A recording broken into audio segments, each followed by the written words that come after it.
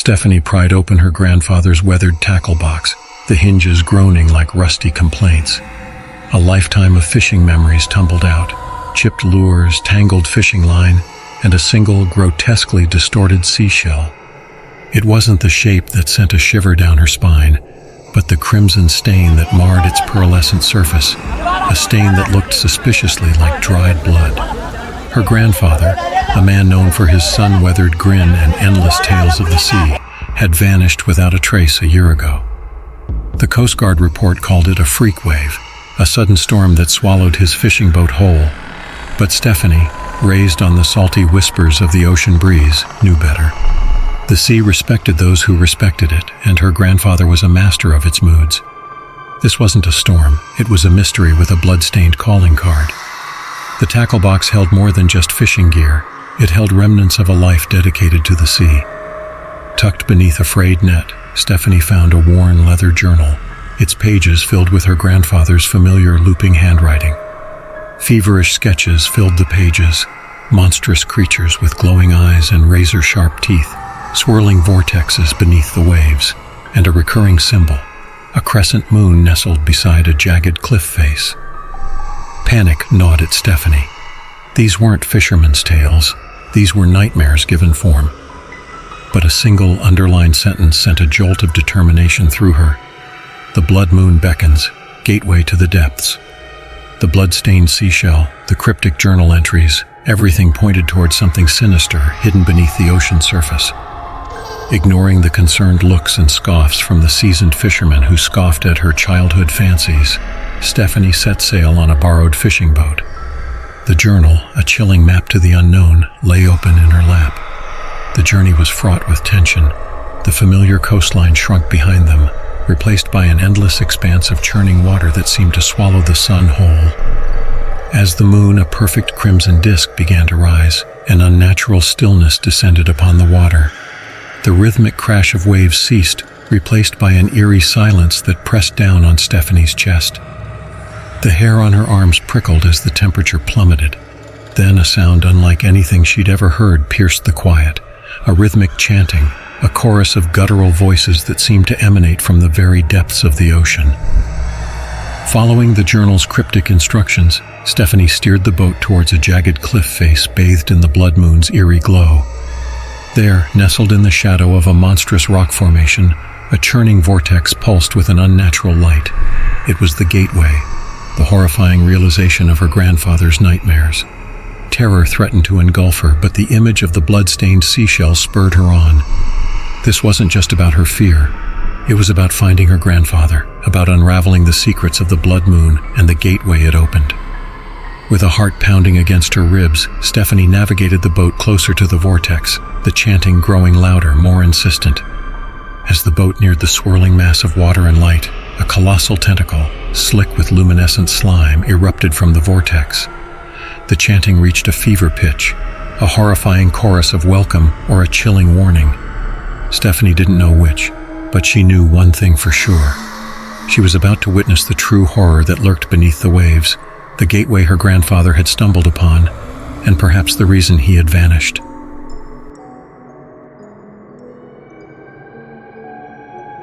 The salt-crusted hook glinted in the moonlight, casting an unsettling shadow that danced across Elon's weathered face.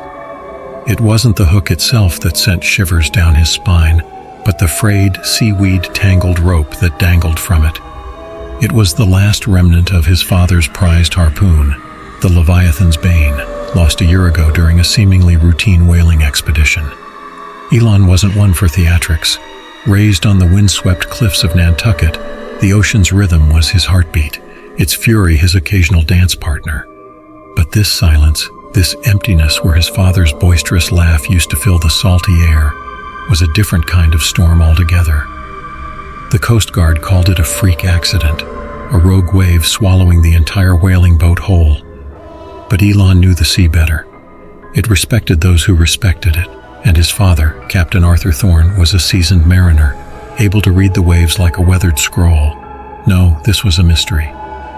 His gaze swept across the docked whaling ships, their masts like skeletal fingers reaching towards the moonlit sky.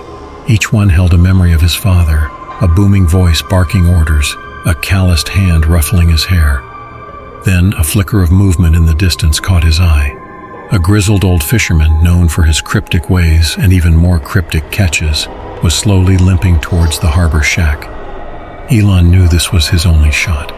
This man, Silas, was rumored to possess a memory like a steel trap and knowledge of the sea that went beyond nautical charts. Approaching Silas felt like venturing into uncharted waters, but Elon was adrift without answers.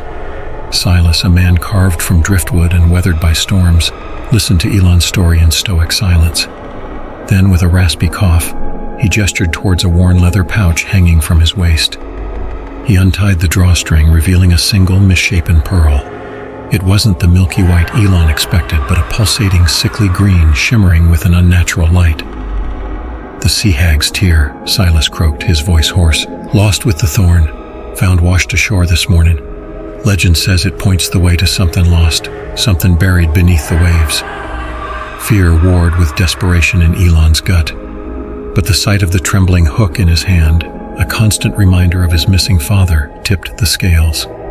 Silas, with a gruff nod and a muttered warning about things best left undisturbed, handed him the pearl. The following morning, Elon set sail on his father's old whaling ship, the Moby Dick. The green pearl, nestled in his palm, pulsed faintly, guiding him towards an uncharted stretch of water, a place marked on no map, whispered about only in hushed tones by old salts and smoky taverns. The journey was fraught with tension. The sea itself felt different here, the air heavy with an unnatural stillness and the rhythmic crash of waves replaced by a disquieting silence. The green pearl glowed brighter, urging him forward, a beacon leading him into the unknown. Finally, the pearl pulsed with a blinding light, stopping at a desolate stretch of ocean. Below the churning surface, a jagged silhouette loomed, an unnatural reef unlike anything Elon had ever seen. There, snagged on a jagged pinnacle, lay the wreckage of the Leviathan's bane, the frayed harpoon rope dangling eerily. But the true horror lay beneath the wreckage. A colossal squid, its tentacles thicker than masts and suckers larger than wagon wheels, stirred in the inky depths. Its single glowing eye locked onto Elon, a cold, malevolent intelligence that sent shivers down his spine. Terror threatened to engulf him, but the image of the trembling hook spurred him to action. He wouldn't let this monstrous creature claim his father's soul. With a surge of adrenaline, Elon steered the Moby Dick away, the colossal squid unleashing a deafening roar that echoed across the desolate water. Back on familiar shores, Elon felt a mix of relief and dread. He had no answers, only a horrifying encounter and a glowing pearl that led him to a place where ships vanished. But one thing was certain, the search for his father wasn't over.